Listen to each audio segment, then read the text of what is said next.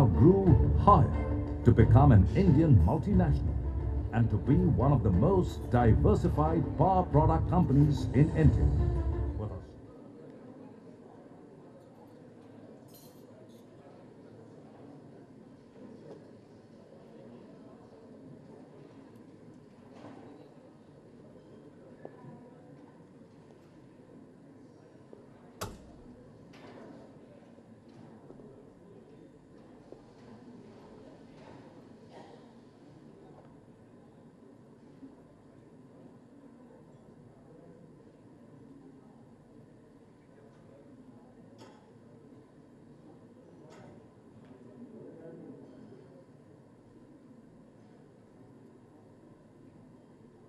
A very good evening and a warm welcome to Hindustan Power presents the Economic Times Power Focus Third Annual Summit, powered by Bajaj and brought to you by ETH, an Economic Times initiative. I'd like to request all our guests to please settle down. We're about to begin in the next couple of minutes. And a reminder to all our guests to please put their cell phones on the silent mode. Once again, I'd like to thank all of you for joining us.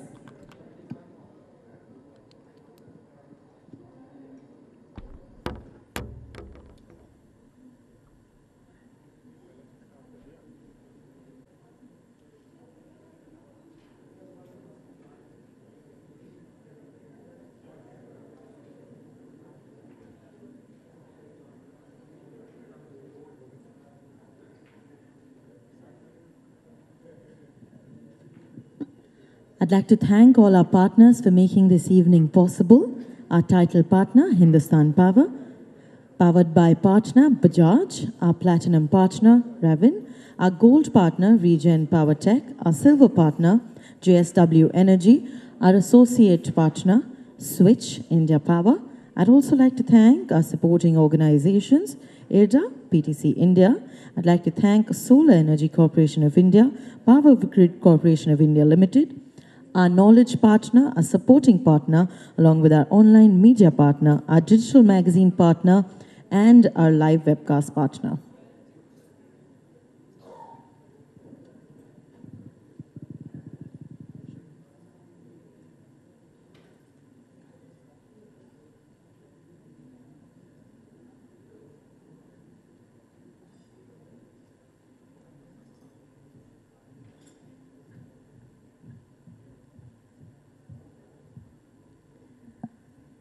Once again, a very good evening to all of you and a warm, warm welcome.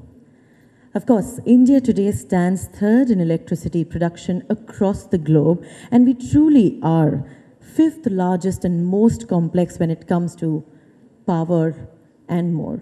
We are truly trying our best to change the scenario across our country by 2019. And here this evening, we are going to celebrate a step forward to that. Ladies and gentlemen, to welcome each and every one of you personally, I'd like to request Mr. Deepak Lamba, President, Times Conferences Limited, Bennett Coleman and Company Limited, to join us on stage. Let's put our hands together as he steps on stage.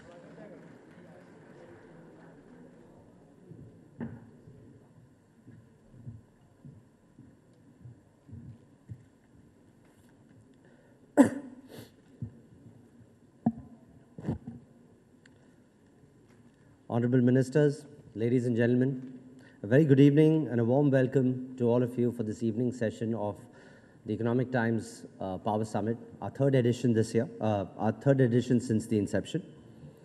We've had a few stimulating discussions on streamlining the DISCOMs in the power sector, the provision of 24/7 power to all households and organizations, and meeting the challenges of the power crisis and many other power-related issues during the day today. We are happy that the Minister of State for Power, Coal and New and Renewable Energy, Shri Piyush Goyal ji, who's always been a supporter of this event, has once again decided to encourage us with his presence, and he's expected here shortly. I remember that at the summit last year, the Honorable Minister had shared his vision with all of us about streamlining the DISCOMs, and something that we all know he's worked towards addressing rigorously. He had met with our advisory board last year and had also opinioned that the centre and states must come together in making a positive difference in the power sector. The presence of our Honourable Minister of Railways, Shri Suresh Prabhuji, is also inspiring for us all. His words tonight will perhaps serve as a guiding light for all of us. Shri Babul Supriyoji, the Honorable Minister of State for Urban Development, Housing and Poverty Alleviation, has also agreed to motivate us with his presence tonight, and we can expect to hear some encouraging words from him as well. We are also happy that Shri Tarun Gogoiji, the Honorable Chief Minister of Assam, has agreed to travel all the way to be with us tonight, and he's expected here shortly as well. And with such a galaxy of ministers who are drafting the agenda for the nation's growth, I feel that over the last 3 years, we've been in the right path in terms of encouraging all stakeholders to come together on a platform to discuss and deliberate about issues that concern the power sector today. So I extend my heartfelt thanks to all of you. Ban Ki-moon, the Secretary General of the United Nations, has opinioned, and I quote, "The clear and present danger of climate change means we cannot burn our way to prosperity. We already rely too heavily on fossil fuels. We need to find a new sustainable path to the future that we want. And we need a clean energy revolution." The Economic Times is of the opinion that India, as the fourth largest consumer of energy in the world, needs to alter and change its course of perhaps reckless energy use. It depends on imports to meet its demands, despite it standing third in the electricity production across the world. Many governments and private players in the power sector are trying their best to improve this situation. Tonight, at our leaders' meet, we wish to felicitate the states and the public sector power companies that have been making a positive difference to the power situation in our country.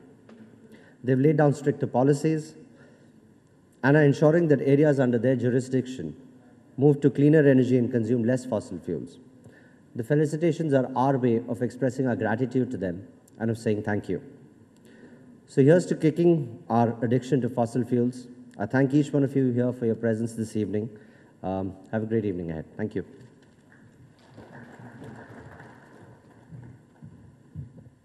Thank you, sir. I'm sure all of you will agree with me when I say that today the railway scenario is completely changed in a new one. We have a new look, colorful berths, absolutely beautiful walls. Yes, this colorful change has been brought under his leadership. Ladies and gentlemen, let us put our hands together as I welcome on stage our guest of honor, Shri Suresh Prabhuji, Honorable Minister of Railways, Government of India. Let's put our hands together as we welcome him on stage.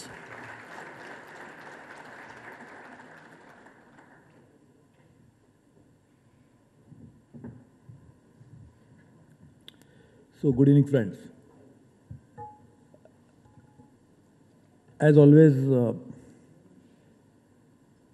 Economic Times has taken leadership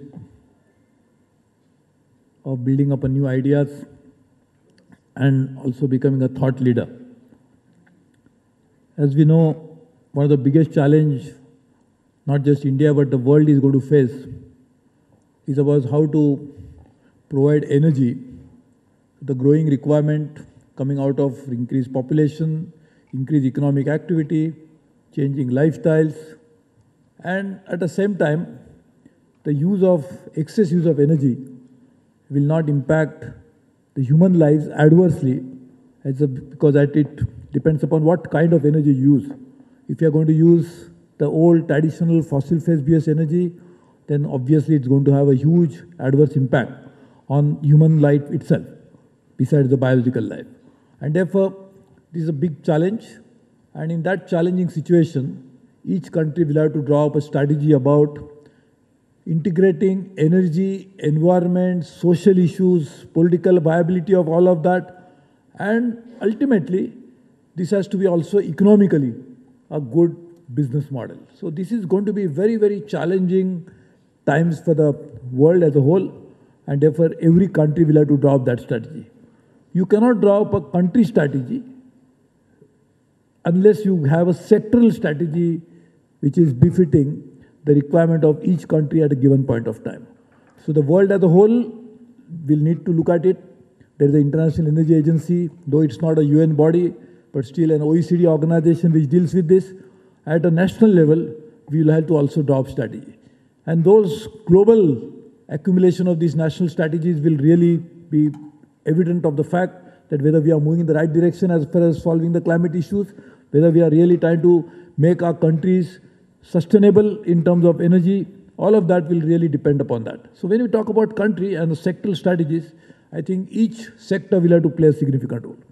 So the consumer of energy, whether it's mobility, which comes in transportation sector, whether it's for industrial activity, with what type of energy you are going to use, the housing, the lighting, which is going to be one of the very significant portion, and all of that, once accumulated and once we know how we are going to use that energy, then will come the supply side. How are you going to supply that energy? So unless you know where it's going to be consumed, we will not be able to know it. So for example, some energy, which is not electricity necessarily, which is liquid fuel, which is required for transportation, unless we have a proper, well thought out strategy, we'll not be able to integrate all of that together. So different sectors will have to have a sectoral strategy, which will have to fit into the overall national strategies, and sectoral strategies in the case of railways will have to be also drawn in that manner. Now what is that strategy? If I tell you today, then there is a parliament going on and I have to present a budget day after tomorrow. So I hope we'll all tune into it so that we'll know exactly what our strategy is day after tomorrow. But the strategy is very clear that it has to be environmentally viable, sustainable, economically payable, as well as something that can be done in a manner that benefits the railway as a whole, as a system, which also impacts the country's overall strategy. Railway obviously is one of the most preferred way of transportation as opposed to road for sure, because road will mean that road has a more emissions per kilometer of travel than even the railways. So railway is a preferred mode of transportation as far as the railways are, as far as the roads are concerned, in terms of many things. But of course, obviously, environment will have a very predominant part of that. And to do that, railways again must be, as a sector, may be looking better than road. But if railway itself does not use the very clean energy, it will not really result into the type of benefit that we want. So clean, sustainable, affordable energy is going to be one of the challenge for all sectors of economy, and particularly for the railways again. So we have already drawn up a strategy. We have made some significant progress this year, and we'll continue to progress like that in the years to come. There is a short-term, medium-term, and long-term strategy for all of this, and I'm sure this will really benefit it. Energy audits will be desirable and necessary, which we are doing. We are also doing energy conservation measures in a big way. That is not just for electricity, where we have actually done rapid progress, but also for other forms of energy. We'll have to also look at each and every aspect where the energy is consumed to find out where there is a potential of saving, with the exercise which is already going on and will continue to go on, because there is nothing like achieving one point and then giving it up. So it has to be a continuous process, which we are doing. So I'm sure all of this will result into a much better environment for everybody, much better and cleaner energy availability for the people, which in turn over a period of time will result into a much better economic, social output for the country. As we have seen over a period of time, the energy intensity of India has improved considerably over a period of time. For one additional GDP, 1 point of additional GDP, we are actually using far less energy than what we are using a decade or decade and a half ago. I think there is already a huge potential to improve that. So that's one part. But energy intensity does not necessarily mean that carbon intensity also will go down unless you decide the profile of that energy. So energy mix will decide the carbon intensity. So what India has taken up is a very big responsibility as a good global citizen, is to also improve and reduce the carbon intensity for each GDP improvement that is going to happen. And that will happen because of changing energy mix, particularly getting huge dose of renewable energy into the energy basket. And all of that will result into a massive improvement into the entire energy scenario, energy security scenario, clean energy scenario, and over a period of time, even better economic scenario for the country as a whole. So I will look forward to all of that. Congratulations to all the very distinguished dignitaries. I can see the Chief Minister of Assam, who probably will like to produce more cleaner energy, having the potential for even hydro. I remember when you were the Chief Minister and I was the Power Minister, we have worked together to actually improve and bring in power sector reforms in the country. And I'm sure we'll continue to do that in the years to come. I have a very distinguished colleague of mine, Mr. Supriyo, who is going to be talking about it. So I think he has a big responsibility, because as urbanization is growing, the use of energy will be far, far more in urban areas than in the rural areas. Of course, there was a time when rural areas were hardly consuming energy, except for agriculture. But times are changing, thanks to our government's new initiatives, connecting villages with electrification. So I think over a period of time, we'll see very exciting times. And all the best to you. Congratulations to all those who have made it happen, organized it. I can see many distinguished players of the power sector taking part into this, also supporting it. And Economic Times, as usual, is playing a leadership role. So thank you very much. So I'd request you to please join us on stage yet again and give us a chance to honor you, sir.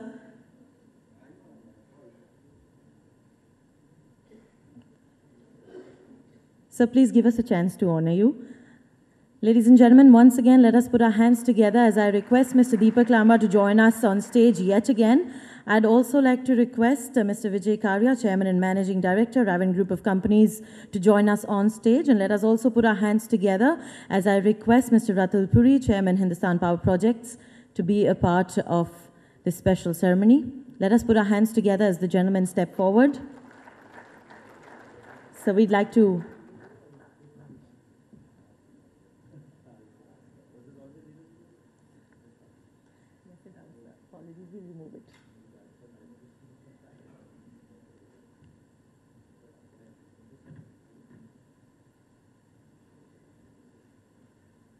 Let us put our hands together. Mr. Puri, sir, may I request you to please do the honors? A token of our appreciation, sir. Mr. Karia.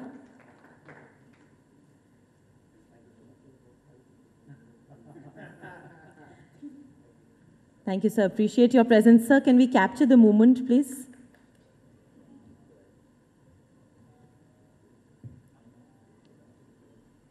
Thank you for your support, and we truly appreciate your time. Thank you, gentlemen.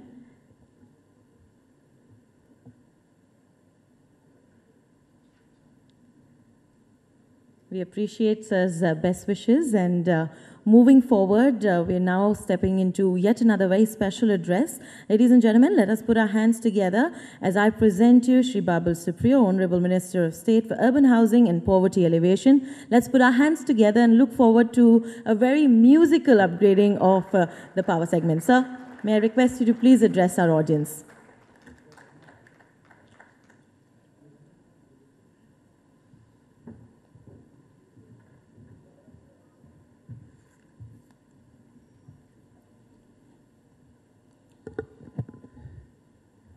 Good evening, ladies and gentlemen. It's a pleasure to be here. I would really like to thank the Economic Times for having a room full of extremely powerful people, all of them accomplished and focused in exactly whatever they are doing in their own spheres of life. And I do not know why I am here to give you a speech. But as I understand that there is going to be a time gap between the time Prabhuji leaves and the Ministry of Power. Actually, I see all kinds of windmills and power sector pictures behind there. So the Ministry of Power and Coal, Piyush Ji, also a very powerful minister, is going to be here in a little while. So in between, it's good to have a MOS doing something, but I'm definitely not going to sing something, because I want I want the government policies that I'm going to share with you to sing for themselves. You can obviously organize a separate program where I will sing, and we can talk about it. So first and foremost, I will do a small trick of moving the topic away from everything that has got to do with power, because I will leave it to my senior colleague Piyush Ji to do that.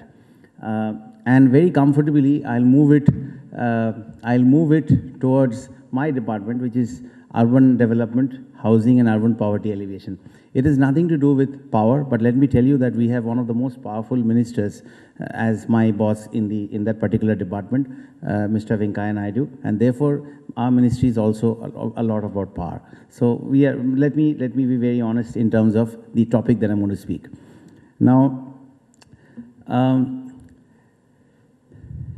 I am into politics for only about a year and a half.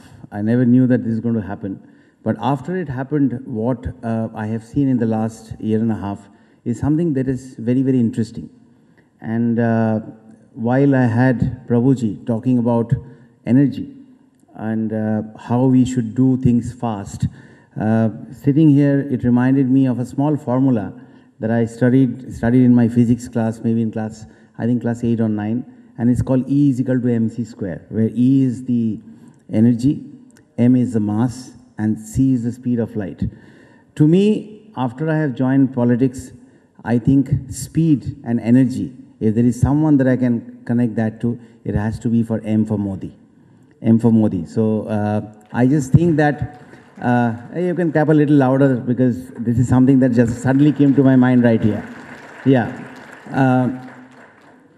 Previously when I sang, when people clapped, I knew that I have already been paid for my job. Now, as a minister, I have nothing to do like that. So it's only your claps that can make me, that can inspire me. And Piyush still has got some time to come, so I have a little bit of time to speak as well. I don't want to leave the stage empty. So I think that the biggest change that India has seen in the last 10 years, in the last year and a half, is definitely the energy of a Prime Minister who is not only energetic but also courageous enough to share the dreams that he sees or envisages for our country, India. I think, Napoleon Bonaparte had said that confidence is the first requisite to great undertakings. I think that he has the confidence and the courage to actually let India get into that mental phase where kuch nahi hoga se shayad kuch ho sakta hai, Achhe din cannot just be airdropped into places. We are still working with the same system. Governance is a continuous process. Yes, the heads on the top has changed. Policies are being looked at in a completely different perspective. And definitely in that, E, energy, and C, the speed, these are very important factors. And I think that, if I'm talking about the PM, I'm not really talking only about the PM. I'm talking about the mind frame that I have been, put into, that I come into when I have joined the government, and in 5 months, I'm the MOS in two of these ministries. I think the mind frame that we have all been put into is to show the energy and take speedy decisions. Now, in order for these decisions to actually show on ground, now, when you are in different countries, you talk about ground zero, because you know that many things have actually happened on the ground. In India, I always stop myself from saying that things happening on ground zero, because so many things on the ground is still very close to being zero. And after having I'm not making a political comment, but after having seen a Prime Minister who really spoke or shared what he's dreaming for his country, I think we do have a Prime Minister who is asking us to be proactive, who's asking us to stand up and realize the fact that India has everything. India does have everything which can make it the superpower that every foreign agencies are predicting that, it is the fastest growing economy in the world at this point of time. In terms of power or coal, yes, this year we have, the production of coal has gone up by 9.8%, and which is the highest ever, and that definitely helps the power sectors because the import has come down a lot, and that saves a lot of money.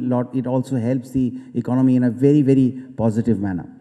Now, what is one attribute that probably I, as a new politician, see lacking?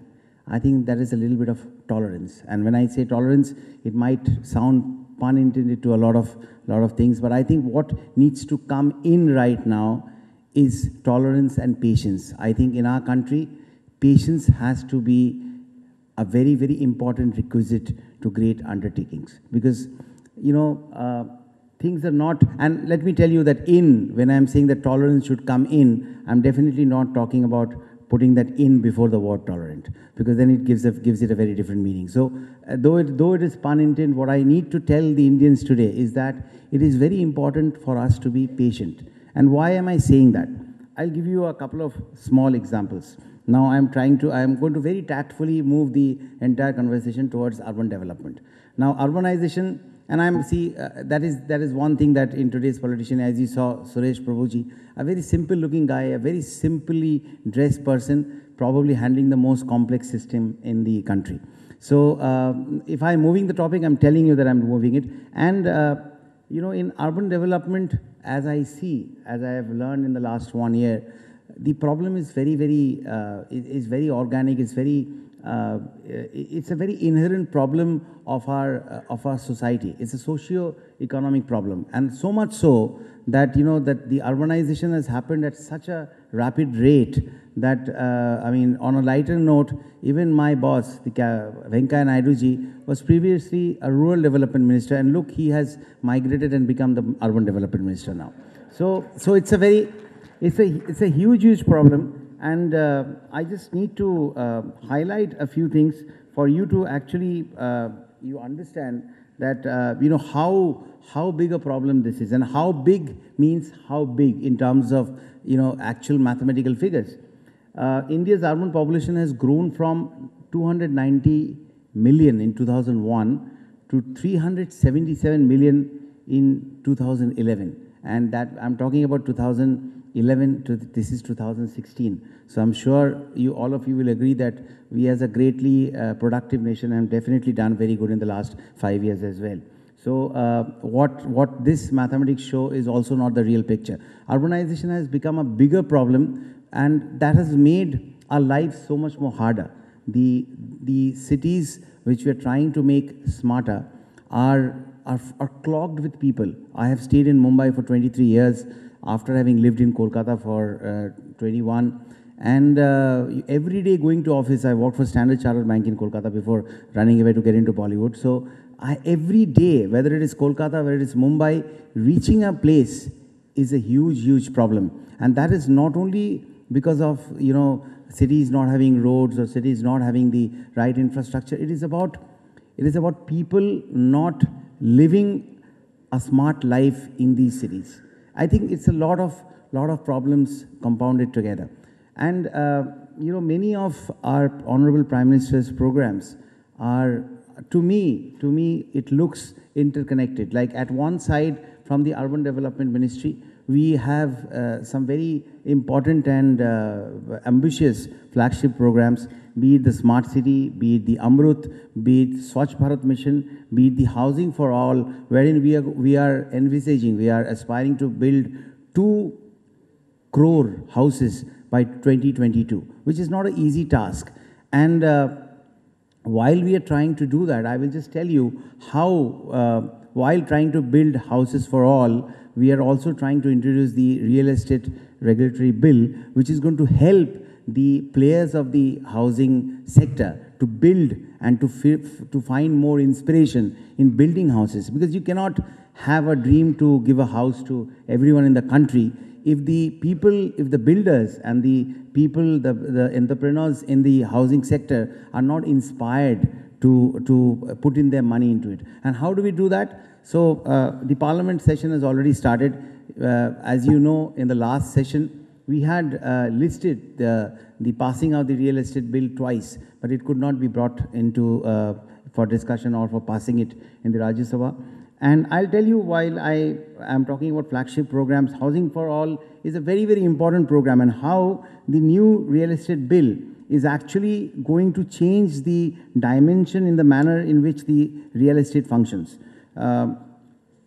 Obviously, since I was told that Piyush ji might come a little late, I needed to carry a couple of papers so that I can put a couple of very good, to put important points in whatever I am saying. See, the real estate bill, as it was in 2013 and as it is envisaged in the new manner, it does take care of a lot of factors. Now, firstly, I was talking about how we cannot realize the dream of making 2 crore houses without trying to inspire the players or the entrepreneurs from the housing sector to actually put in their money and their heart into making those houses.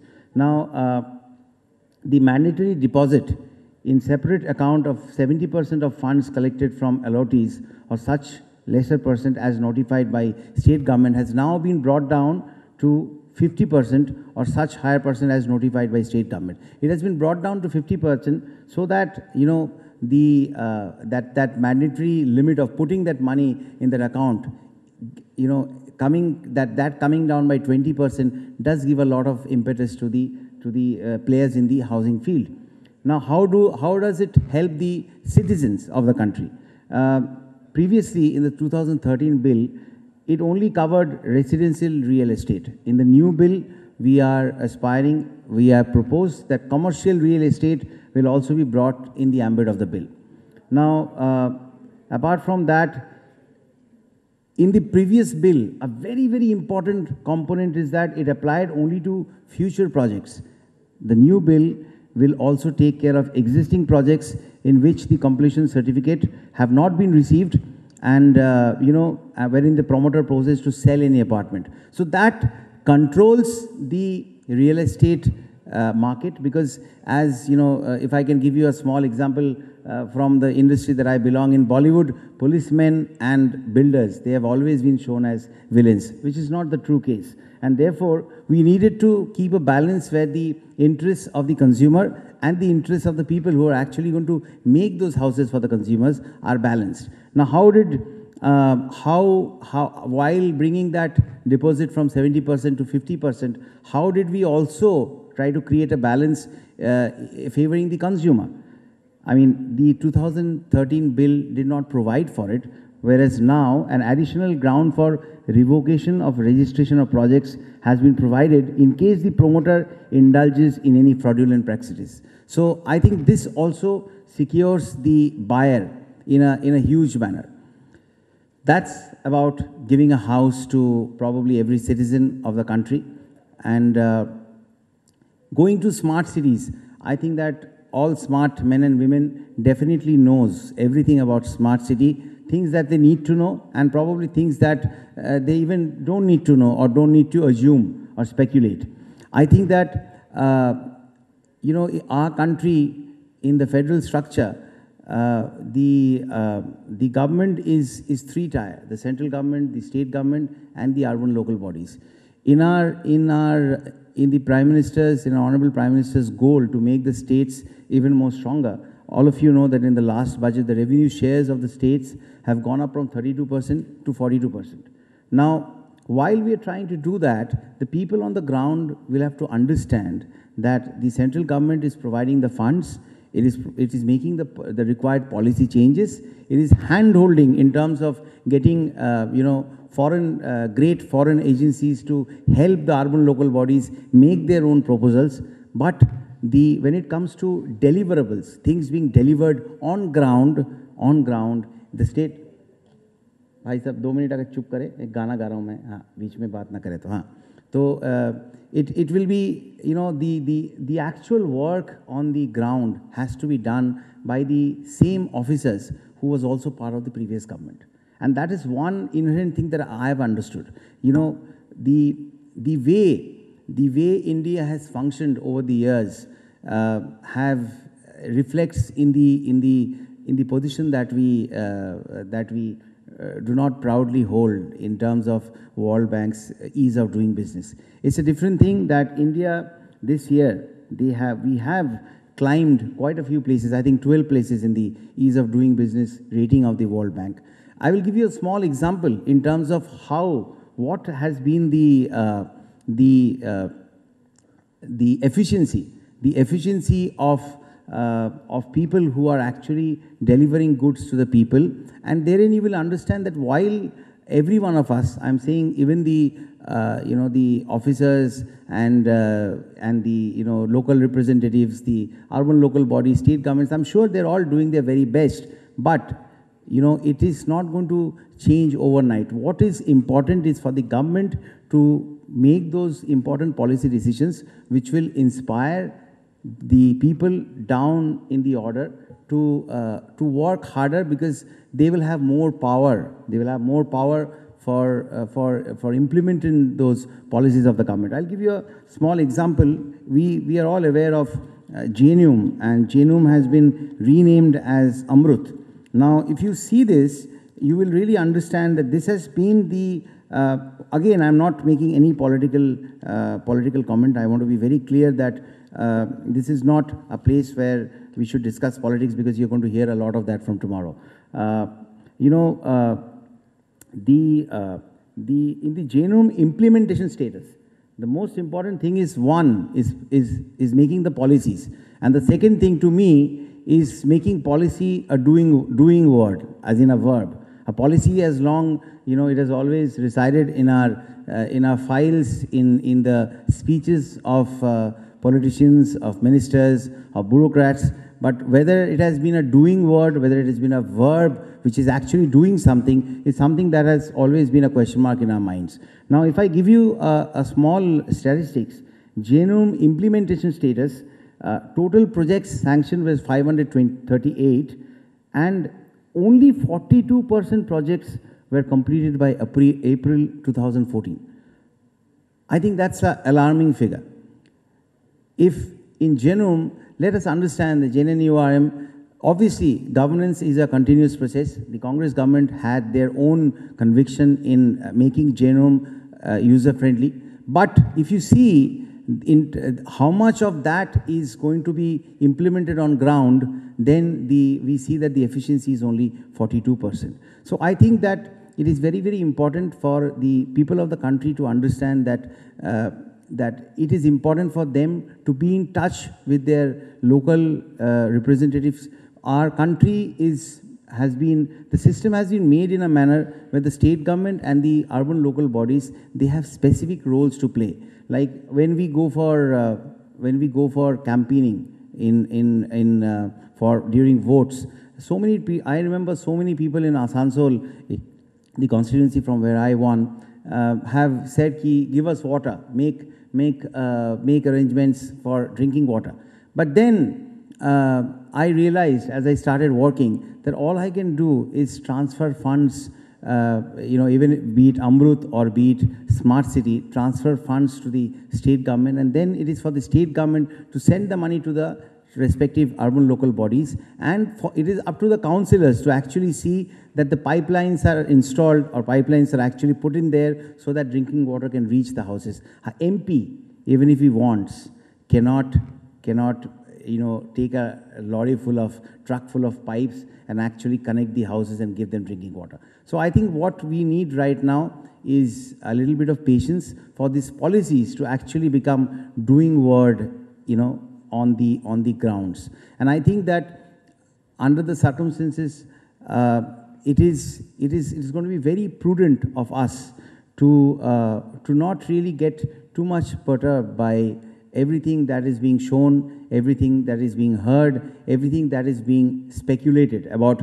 what our future could be. Because I think that Achhe Din Aane Wale Hai is also a continuous process like governance is. And therefore, it's good is something that gets better, and the better changes to become the best, because change, as you know, is the only constant. And we are constantly working in making that change, from making average things good and the good better, and then we aspire to someday see our projects and our dreams being realized as some very good things that has been done. So, ladies and gentlemen, I think that it is. I have a lot of other topics to discuss, but I think I will leave that for some time next. We have Sir Tarun Gogoi ji sitting right in front of me. He is going to share his experience from coming from the Northeast. He really has to work very hard to make things happen there. And obviously, I'm sure he's very happy that our Prime Minister has actually made it a point and put in a standing order that we ministers will have to give a lot of importance to the Northeast. So I just hope that, like, you know, in a train, when we sit on a train, there are 3 tires, the upper tire, the middle tire, and the lower tire. If you look at it, the upper tire is the central government, the middle tire is the state government, and the lower tire is the urban local body. I mean, I'm sure all of you have traveled a lot in train, and you're going to travel more because Prabhuji is going to give us a fantastic budget. So in the next 2 days. So, you know, the train actually moves in a particular direction. It exactly knows its destination. It is driven by an engine which has got a lot of energy to take the train to the particular station. We sleep in the train, we have our food, we are relaxed because we know that train is patri pe hai, it is not going to deviate and not leave the station and go somewhere else. But if you see the 3 tires inside the train, the central government is the top tire where people actually go on top and sleep. The middle tire, if it is the state government, yes, again, the berth is taken up and you go and sleep. It is the lower berth, the urban local body, which is the most important berth, because during the day, I think, you know, we dream a lot during the night, but it is our daydreams that actually brings about light around us. And I think during the day, the upper berth, which is the central government, the middle berth, which is the state government, people in those berths will actually have to climb down and sit on the lower berth, which is the urban local body. So therefore, I think this 3-tier system, the example of this train, which I think is a very apt way to envisage the way work needs to be done in India. So let's hope that, you know, we can exist in harmony in the train compartment, in our political system, and the upper berth, the middle berth can actually interact in a friendly manner with the people on the lower berth and actually sit on that during the day,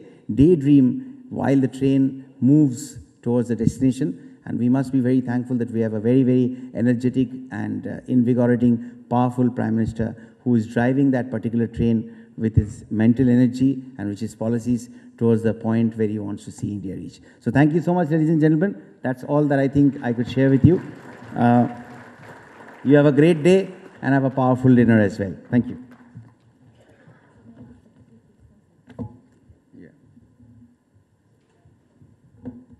Thank you so very much for joining us, sir. And once again, may I request the presence of Mr. Lamba on stage. I'd also like to invite Mr. Puri and Mr. Karya to thank sir. Let's put our hands together for him yet again.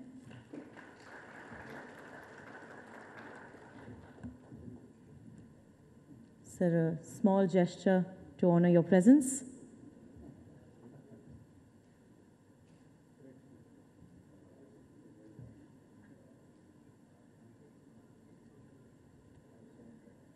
Mr. Lamba doing the honors.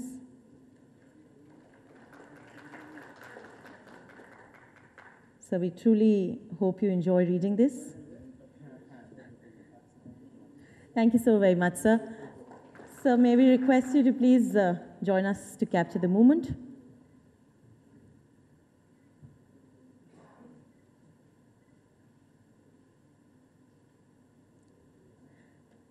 Thank you so very much. Thank you, gentlemen. And like he said, that very soon we'll have Honorable Minister Piyush Goyal ji joining us. I'd like to request all of you to bear with us for a few more minutes, and we're all looking forward to hearing from him. So please bear with us for a few more minutes. Thank you.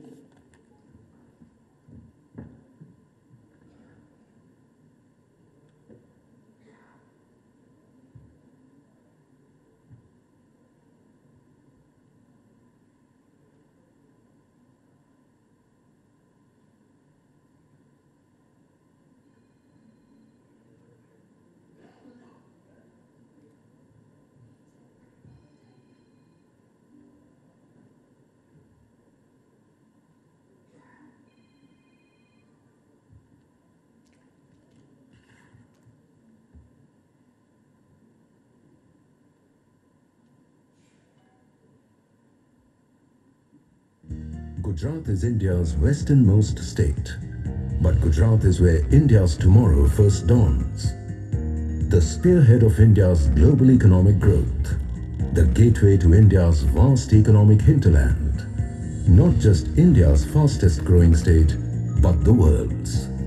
Under the leadership of Shri Narendra Modi and Srimati Anandiben Patel, Gujarat has embraced its destiny of glory. India's largest coastline is in Gujarat's only superlative. 42 ports, India's largest solar park, the world's largest drinking water grid. Gujarat is fast growing into India's automobile hub, India's medical hub, India's educational hub. Gujarat's policy-driven ethos, world-class infrastructure, skilled human resource, and safety and security, the perfect environment for growth and development. And driving the engine for this growth has been the Department of Energy and Petrochemicals, Government of Gujarat, with its vision of providing quality power at sustainable rates to Gujarat's people through increased generation, efficient distribution, public participation, and the exploration of alternative forms of energy. A focus that is evinced through the supply of 24/7 uninterrupted power to the state. Tomorrow's sun shines on new possibilities. Gujarat is poised to be the electrical and power equipment manufacturing hub for the entire nation. To support Prime Minister Narendra Modi's Make in India initiative, October 2000. We'd like to extend a very, very warm welcome to Honorable Shri Piyush Goyal ji, Honorable Minister of Power, Government of India. And to welcome you, I'd like to invite on stage Mr. Atul Puri, Chairman, Hindustan Power Projects. Ladies and gentlemen, let's put our hands together for a man who is one of the top 21 leaders across the country. Let's put our hands together as he steps on stage.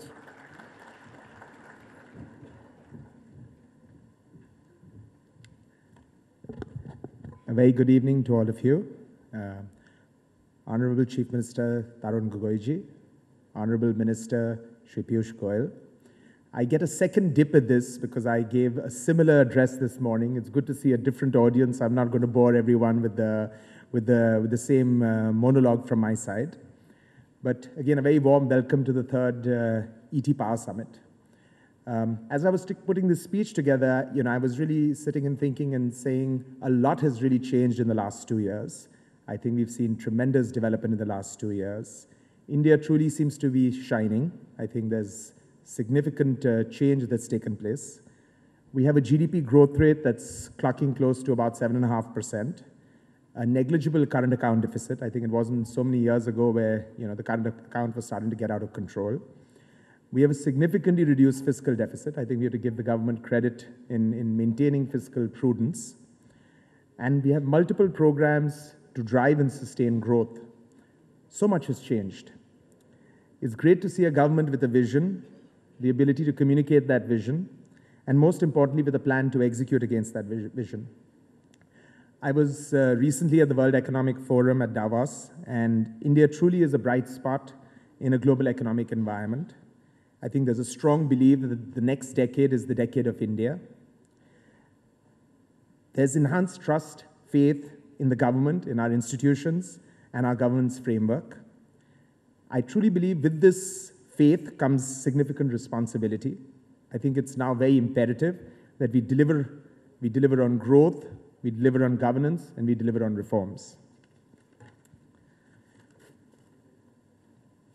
I think across sectors over the last 2 years, the power sector has probably seen some of the most significant developments and changes. Most of them have been positive.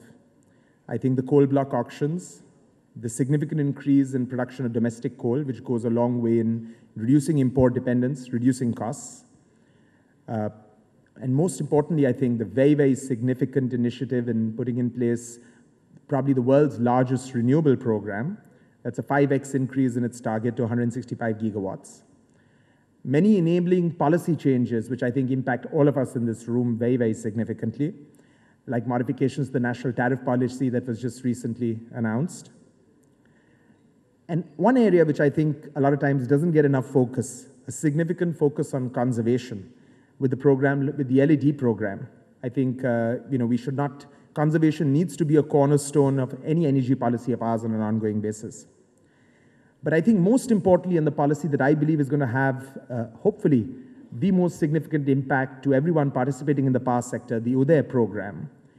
I think there have been many, many achievements that have taken place and many areas that have been driven by the Honorable Minister. I think when we heard about 24/7 power supply 2 years ago, many of us sitting in this room, looked at it as a pipe dream. Now it seems far more feasible to achieve. It seems something that's there and can be potentially achieved in the near to medium term. I think there's not enough appreciation that goes in. We tend to be very critical as a group of people. We tend to be very, very critical. I think we need to sit down and appreciate the tireless work that's been done by our energetic and young power minister. I think tremendous work has gone in by him. And also tremendous work has gone in by the people working with him, his entire team working with him in the ministries of coal, power, and renewable energy. I think once again, this time a round of applause for the Honorable Minister and all his colleagues. I think at the same point in time, we need to be a bit cautious. There are still a number of issues that need to be addressed, and some developments, recent developments that are a bit concerning. I think the recent low tariffs in solar bidding are certainly a point of concern. I think we've all lived through 1 rupee, 2 rupee tariffs on the ultra mega side, on the coal thermal side. We've also seen very aggressive bidding on the coal block side. And so I think we need to be cautious. It's very important that in every build-out cycle, every investment cycle, a reasonable return is generated for equity investors and lenders see their capital coming back to them. I think aggressive bidding is not good for any participant, stakeholder in that process. I think a second area that needs to get addressed is the low demand, the overall demand side of the scenario. I think demand is a challenge today. I think the low demand, the low growth in demand for power is a concern for the sector. And I think the accompanying collapse in merchant pricing, the accompanying collapse in spot pricing, I think is an area of concern. I think the limited medium and long-term bid opportunities is also a significant area of concern. Over the last 3 years, there's only been 6,000 megawatts of long-term bid opportunities that have concluded. And there's about 15,000 megawatts of unsold power in the market. I think this creates a lot of challenge for an continuing incremental investment in the coal thermal sector and in the overall thermal sector. Most importantly, I think it's important that we maintain the build-up in momentum of coal production. I think a 1 billion-ton target is an ambitious target that has been set, and it's very important that we continue building towards this goal and target, and also quickly bring out the mines that have been deallocated by the Supreme Court and put them back into the hands of industry. Because coal is a finite commodity, it's going to last a finite period of time. Beyond a certain point, I think the imperatives of climate change is going to make it increasingly difficult to burn coal. And so for us as a nation where coal is our major source of energy, it's important for us to quickly consume this coal and use it to power our economy going forward. I think the rapid implementation of UDAY, and along with that, continuing fiscal discipline being maintained at DISCOMs is extremely critical. UDAY is an extremely good program that's been rolled out. We need to make certain that the fiscal discipline ingrained in UDAY is continued to be maintained. And added to this, one area which I think needs to be addressed is the revival of the hydro sector.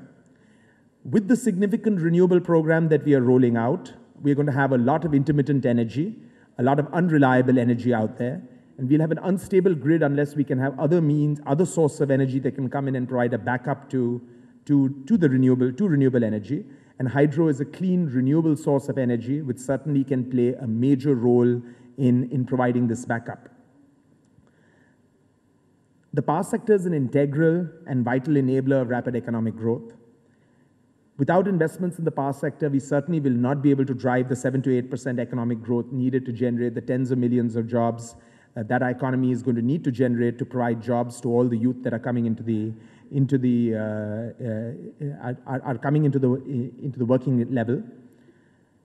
One of the biggest challenges I see, and the Honorable Minister has talked about $1 trillion investment through 2030. One of the biggest challenges I see in a continuing growth in this sector is going to be the availability of capital. especially the debt finance that's going to be needed. Just putting this in perspective, just the renewable program is going to need 8 to 9 lakh crores of investment. And if you just put that in perspective against the cumulative outstanding for all infrastructure lending today is around 13 lakh crores. So there's going to be a significant requirement of putting in place programs, and I hope in this budget we will see some programs that will provide takeout financing and provide other means of providing the capital that's going to be needed to finance this infrastructure build-out.